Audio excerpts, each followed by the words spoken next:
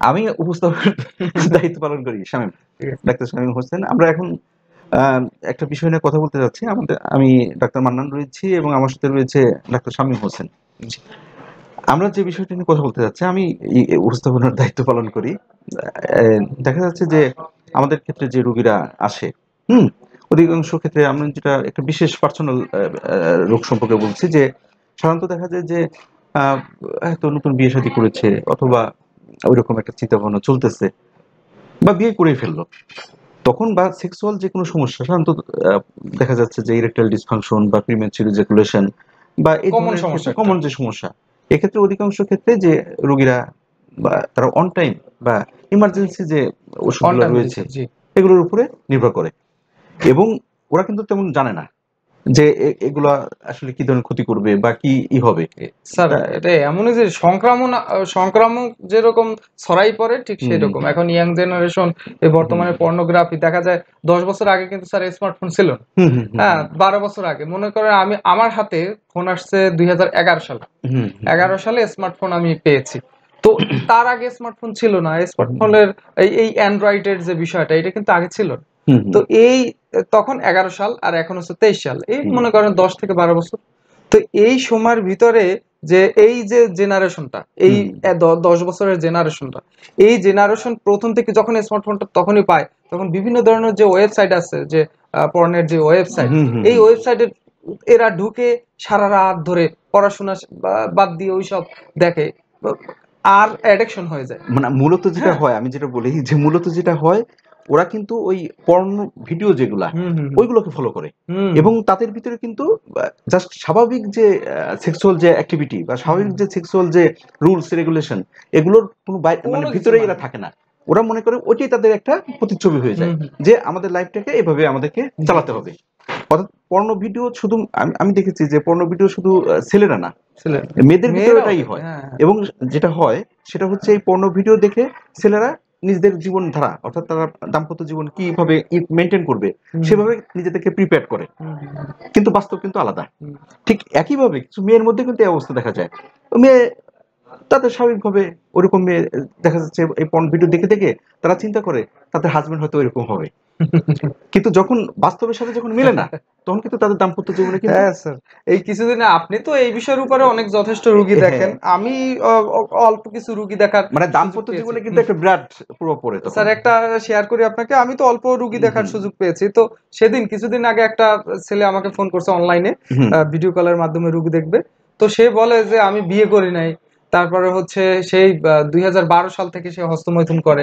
এখন তার ভ্যারিকোসিল হয়েছে এবং সাথে সাথে তার ইরেকটাইল ডিসফাংশন, মানে উত্থানজনিত সমস্যা, মানে হুম লিঙ্গ উত্থানই হয় না। হুম তো দেখা যাচ্ছে যে সে 12 সাল থেকে, বয়সটা প্রায় আমার বয়সী। তো এই কারণেই সে আমাকে ফোন দিছে যে আপনি আমার বয়সী, এই কারণে আপনার সাথে শেয়ার করছি। হুম আমি সেই থেকে পর্নোগ্রাফি দেখে দেখে আমি হস্তমৈথুন করতাম। যেই প্রথম প্রথম ভালোই হতো, তো পরে আর উত্থান হয় না। পরে কি করলাম, অন টাইম মেডিসিন কিনে খাচ্ছি। তো এই বিষয়টা দেখেন স্যার, এই সে কিন্তু 10 বছর আগে থেকে হস্তমৈথুন করেছে, তখন কিন্তু এই সমস্যাটা হয় না, হয়েছে গিয়ে 10 বছর পরে। হ্যাঁ, অবশ্যই অবশ্যই। তাহলে ঠিক এটা এটা এটা কিন্তু এরকমই যে অনেকে আছে যে 20 বছর ধরে সে স্মোকিং করছে, হ্যাঁ কিন্তু হ্যাঁ তার ক্যান্সার হয় না, দেখা যায় তার 25 বছর পরে গিয়ে হ্যাঁ, ক্যান্সার যা হয়। ওটা শুরু হবে। ঠিক এইরকমই। হ্যাঁ, এরকমই দেখা যায় যে এমন একটা সময় আসে, হয়তো 15 বছর বা হুম হুম 18 বছর থেকে ব্যাপারগুলো শুরু হয়। হুম এবং এটা যে যখন সে হয়তো 24 বছর বা 25 বছর বয়সে যখন সে বিয়ে শাদী করবে, বা জাস্ট হুম এরকম বয়সে বিয়ে শাদী করবে, তখন কিন্তু সে বুঝে যে তার জীবনে কত বড় একটা ভুল করেছে। ভুল করেছে। এই পর্নোগ্রাফি তো মূলত অ্যাক্টিং, এটা তো আমরা সবাই জানি, কিন্তু এইটাকে ফলো করে ছেলেরা তাদের জীবনকে নষ্ট করতেছে, মেয়েরা তাদের জীবনকে নষ্ট করতেছে, এবং তারা যেভাবে একটা ছেলেকে ওইভাবে চায়, বাস্তবে যেহেতু সেটা হয় না, বাস্তবে সেরকম। এবং পরবর্তীতে তাদের এইসব মেয়েদেরই কিন্তু জীবনে কিন্তু পরবর্তী ডিভোর্স বা এই ধরনের ভাঙ্গনের সৃষ্টি হয়। হ্যাঁ, কারণ একটা মেয়ে কখনো ওইভাবে, একটা ছেলে কখনো কিন্তু ওইভাবে তার ওইভাবে পারে সেক্সুয়াল না। অ্যাক্টিভিটি কখনোই পারবে না। কিন্তু কিছু মেয়ের মধ্যে কিন্তু বদ্ধপরিকর ধারণা আছে যে আমার হাজবেন্ড কিন্তু ওরকম হচ্ছে না কেন। হুম, সে তো পর্নোগ্রাফি দেখে দেখে হ্যাঁ, অভ্যস্ত। কারণ ওর শিক্ষাই হচ্ছে পর্নোগ্রাফি, হ্যাঁ হ্যাঁ। তার সেক্সুয়াল এডুকেশনই পর্নোগ্রাফি। আমাদের একটা বিষয়ে মানে একটা ভিডিও করতে হবে যে সেক্স এডুকেশন যেটা, সেক্স এই এডুকেশন, সেক্স এডুকেশনের ব্যাপারটা এটা অ্যাওয়ারনেস আমাদের, করা দরকার হ্যাঁ, আমার আসলে। একটা ভিডিও আছে, করছে, হ্যাঁ, তো এটা ই হয় নাই, খুবই আমার দরকার। ইতে আসে নাই আর কি।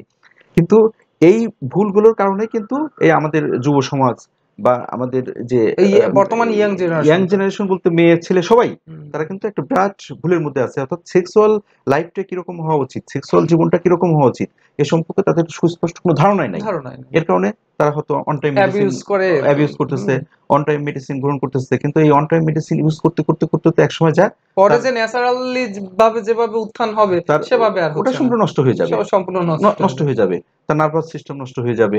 তার এই যে যাদের বিশেষ করে যাদের আপনার হাই ব্লাড প্রেশারের সমস্যা রয়েছে, এটা তো মারাত্মক আকার ধারণ করবে। একসময় এর মাধ্যমে সে স্ট্রোক পর্যন্ত করে ফেলতে পারে। এরকম কয়েকদিন আগে আমি বেশ কয়েকটা এই বিষয় নিয়ে ভিডিও করেছি, আপনিও করেছেন। তো এই বিষয়ের উপরে আমরা অবশ্য লাইভে যাব, তাদের সাথে সরাসরি কথা বলবো। হ্যাঁ হ্যাঁ হ্যাঁ, আমরা লাইভ প্রোগ্রাম শুরু করেছি। কিন্তু এক্ষেত্রে আমরা জাস্ট অল্প স্বল্প একটু কথা, যে কিন্তু এখানে হোমিওপ্যাথি কিন্তু একটা বিরাট অবদান রাখতে পারে।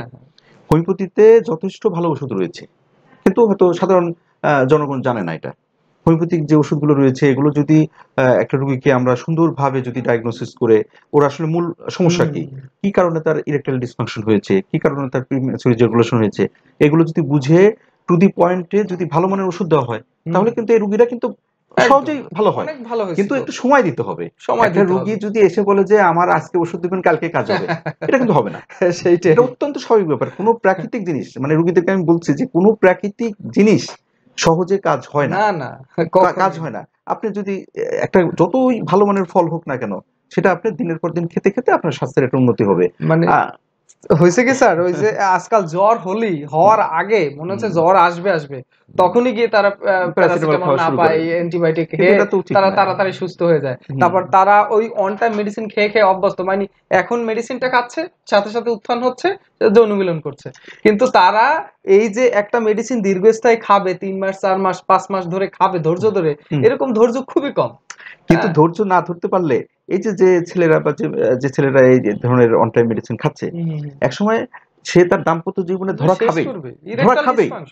খাবেই, হয়তো দেখা যাচ্ছে কিছুদিন হয়তো তার ওয়াইফকে খুশি করার জন্য ধরনের কাজ করতেছে, কিন্তু একসময় যে ওয়াইফ তো বুঝে ফেলবে যে my husband is not completely মানে ইমপারফেক্ট আর কি, সে আসলে পারফেক্ট না ইন দিস কেস আর কি, এবং সে ধরা খাবেই, একদিন সে ধরা খাবে এবং পরিশেষে দেখা যাবে তাদের দাম্পত্য জীবনে একটা সমস্যা সৃষ্টি হবে। কিন্তু হোমিওপ্যাথিক ওষুধটা মিনিমাম 3 মাসও যদি কেউ রেগুলার করে, মানে একটা সিরিয়াল মেনটেন করে বা একটা কোর্স কমপ্লিট করে, তাহলে একসময় দেখা যায় ভালো হয়, ভালো ফলাফল ভালো হয়। আমরা দেখছি না, আমরা সবাই দেখতেছি না। তা পরিশেষে দর্শকের উদ্দেশ্যে স্যার আমি কিছু বলি, যে আসলে মান্নান স্যার আছে, আমি আছি, আমাদের হোমিওপ্যাথিক ফাউন্ডেশনে আমরা নিয়মিত এই বিষয়ের উপরে অনেক ভিডিও করার চেষ্টা করেছি আপনাদের উদ্দেশ্যে, কিন্তু দেখা যায় অনেকেই অধৈর্য হয়ে যান, ঠিক মতো মেডিসিন খেতে চান না, কারণ এই ট্রিটমেন্টটা একটু দীর্ঘস্থায়ী। তো আপনারা আমাদের সাথে যোগাযোগ করবেন, আপনাদের কষ্টগুলো সমস্যাগুলো শুনবো। মান্নান স্যার আছে, আমি আছি, আমাদের তবে যেটা মানে কেউ কখনো অন টাইম মেডিসিন খেয়ে ভালো হয় নাই এবং হবে সাময়িক একটা, যে কোনো সাময়িক জিনিস আসলে উন্নতির চেয়ে অবনতি বেশি হয়। কিন্তু সে যদি ধৈর্য ধরে তার পুষ্টিমান ঠিক রাখতে পারে, সে এক্সারসাইজ করতে পারে, খাবার লাইফস্টাইল পরিবর্তন করতে পারে, প্লাস আমাদের ওষুধগুলো যদি খায়, সে কিন্তু সারা জীবনের জন্য ভালো হয়ে যায়, তাই না? তো যাই হোক প্রিয় দর্শক, আমরা এই বিষয় নিয়ে আপনাদের সাথে লাইভে আসবো। আমরা একটা বেসিক বিষয় নিয়ে আলোচনা করলাম, যে এর বিস্তারিত আপনার অল্প সময়ের জন্য, এরপরে আপনাদের কথাগুলো শুনবো লাইভে এসে এই বিষয়ের উপরে। এখন রমজান মাস, রমজানের পরে আমরা এই বিষয়ের উপরে আপনাদের সাথে সরাসরি কথা বলবো, লাইভে আসবো, আপনারা কমেন্টস করবেন, আপনাদের সমস্যাগুলো বলবেন, সেই বিষয়ের উপরে প্রশ্ন করব, অ্যান্সার দিব। তো আপনারা ভালো থাকবেন। আর এই বিষয়ের উপরে আমাদের ফাউন্ডেশনে, হোমিওপ্যাথিক ফাউন্ডেশনে এবং মান্নান স্যার, আমি আছি, আমাদের আরো ডাক্তাররা আছে, এই বিষয়ের উপরে ভালো চিকিৎসা করে থাকে। আপনারা যোগাযোগ করবেন। ভালো থাকবেন। ধন্যবাদ। ধন্যবাদ সবাই।